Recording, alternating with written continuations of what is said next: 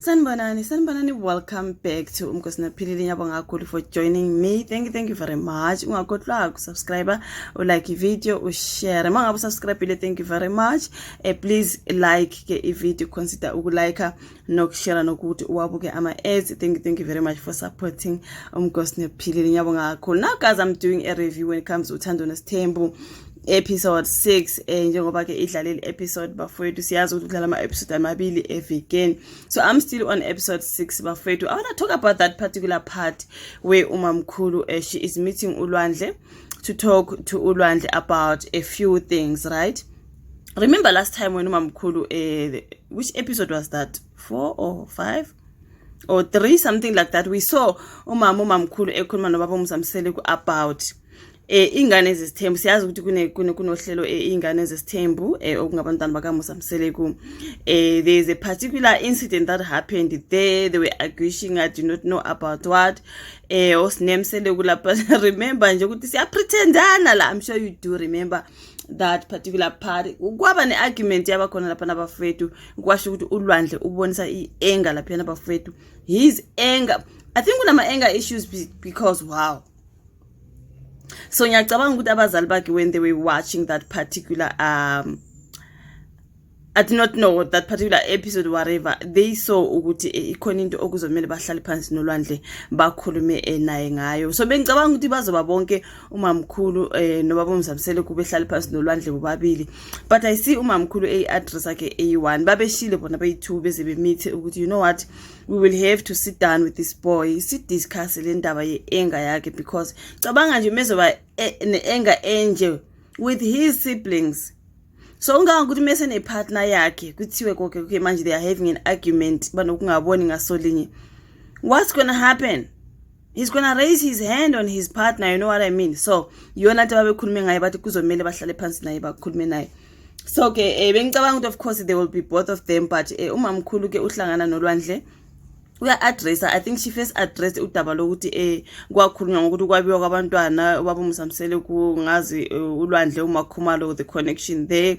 So I remember watching that episode there, but I'm from Kamba manga kakhulu, but I see her talking to uLwandle about that particular thing ukuthi yena akavumelananga nokwabiwa kweingane, which means akafuni nje uLwandle noMakhumalo connection engathi akavumelani nakho.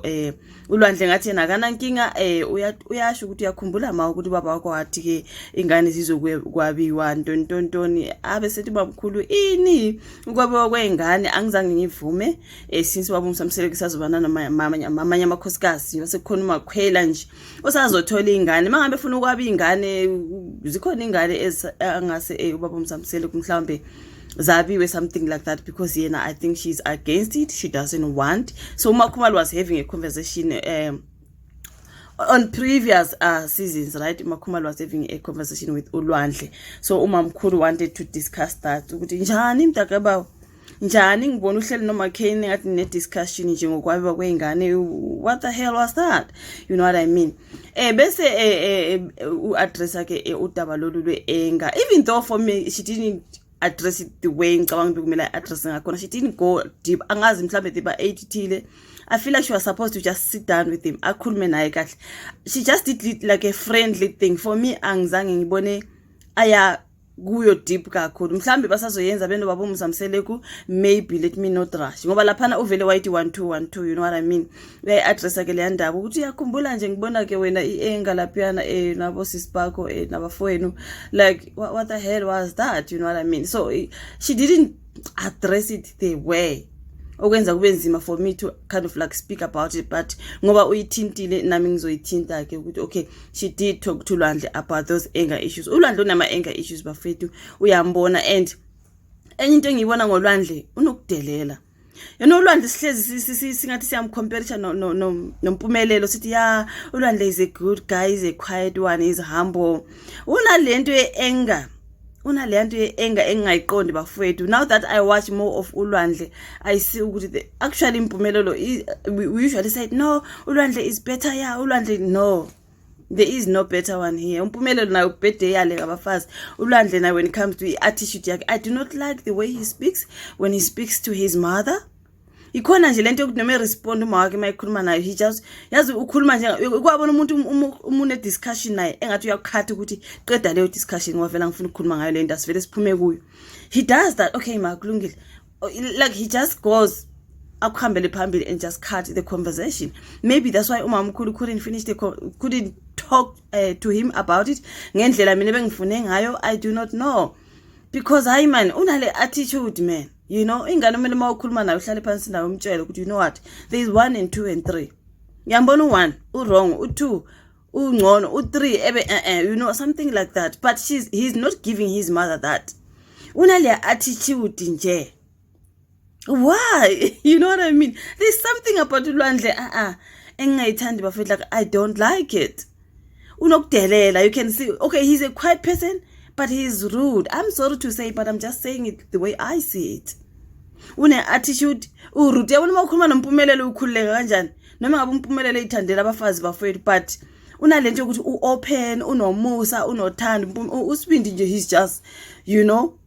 But now uLwandle, yes, simcomparisha kakhulu noMpumelelo when it comes to girls, but no, there is that thing about boy okumele nje ngempela abayihlalele phansi ngoba there's something wrong there. Bese kuba nale ndaba ke abayikhulumile nomamkhulu about indlu le yaseMzumbe. We know ukuthi mamkhulu akasahlala eMzumbe, lapha neMzumbe kule yandlu kaMamkhulu I think uhlala uSne, and then uyabuza uLwandle ke about indlu, right? I think ukubuza kwakhe he feels like uSne akaphathi kahle indlu. The way he was coming with it, it's like uthi kumama ke indlu yaseMzumbe unokuyibona injani, something like that. Abesethi mamkhulu injani, kunoSne nje lapha phakathi, ebesesho ukuthi ya mani ngathi uthi zikhona izinto okumele zilungiswe when it comes to indlu eseMzumbe ngoba ayikho right. Mhlambe ukhuluma ngama renovations ukuthi bayi renovate ibe ngcono kunalokho eyikona, something like.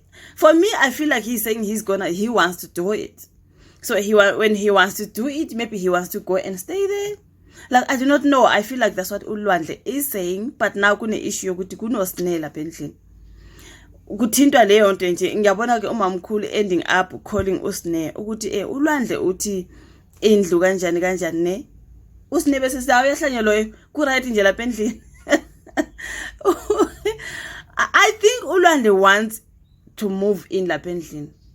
Phela we've heard ukuthi uSne uhlele ngekho lapha endlini. Remember way back babomzamsile kumanga boyisifezela ukuthi uSne ushiye endlini kunjani kuma phihliphihle nje lapha na kuyanuka amabhoda wagezile asezavundile into ekanjalo nje, uvela vala uSne kahambe angazuke emadodeni webanganeni ashiye kunjalo nje. Saboniswa nje indlu the way yayingakhona, umbhede uSne akekho for days, umbhede awundluliwe yazini kwakungenye indlela. So I do not know if uLwandle wanted to use that so that mhlawumbe kungenza iplan ukuthi kususwe uSne kungene yena or what, njengoba nje kumele kulungiswe mhlawumbe makungene yena kuzoba right the way kungakhona njengoba kunoSne.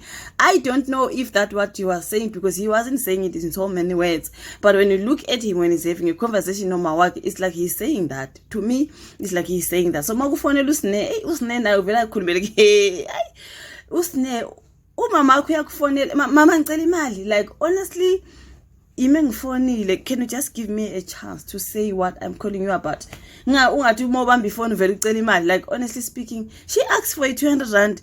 Kuthi mase kukhulunyiwe uthi angikuthumele malini Sne, athi angicela for ku5. Like really? This child mhlambe that's why uLwandle afuna phume lapha endlini, because come on. But as for uLwandle bafowethu, I think he honestly wants to move in lapha endlini. Ufuna kwenza ama renovations. Ngicabanga ukuthi mhlambe uzothi ngizothi makulungiswa ngizomake sure mina ukuthi endlini kuyalunga ngikhona ngizoyenze. I think he just wants to move in. That's me. The way akhulume ngakhona uLwandle, I feel like he's saying uSne must move out yena ngene. That's what I saw according to me, but that's not what he said. But according to me, that's what he is saying. Uthi uSne akayiphathi kahle indlu yaseMzumbe, yena nje angangena ahlale indlu ibe right ngoba nje kunoSne endlini akukho right. Kodwa uSne uthe mayfonela wathi uyahlanya loyo ku right endlini. I think nje ikhona nje lento yokungathi ababoni ngasolinye uSne noLwandle. I do not know why ngoba naye uSne mabemtshela bethi hawu nginoLwandle lana uthi endlini wathi uyahlanya loyo. You know what I mean? I feel like there is no relationship between uSne noLwandle. Singazi mhlambe uLwandle ngibona isikhwele nje sikhona mina lapha when it comes to uLwandle. I'm sorry, but I feel like he's being jealous of umamkhulu treating usne ngendlela right. We know usne she is not Macelle's biological daughter, but uMacelle nomthatha njengengane. Kuyabona nje nalapha ecela imali azange ancishwe inkosi yami, kuvele kwathi wesne, you know what, ucelile njengengane, umamkhulu wamthumela imali njengengane. Konke lokhu uzabuza uLwandle athi so uyamthumela so imali. Look at his face. Umesho ke kuma wakho ukuthi uyamthumela so usine imali. Hayi usine bayabuza sho. You can tell ukuthi ufuna usine aphume endlini futhi nje unenkinga yokuthi manje usine ucelile imali nje uyayinikezwa nje just like that. Ubefuna usine ayisebenzele yini leyo mali. Hayi guys uLwandle unenkinga. He's got a problem. I thought he was a good boy. He's got a problem. Uzabuze nokuthi usine uyayiphiwa le mali. Of course uzayiphiwa ngithi umntana kaMacelle. Ucelile imali umamkhulu wamnikeza imali. Usethe usine bayabuza. Hawu Lwandle. Of course ngumntana la ekhaya ebedinga usizo kuma wakhe waluthola. Why are you jealous about it? Something about uLwandle bafethu ngiaddressa ukuthi no boy ngathi unenkinga bafethu.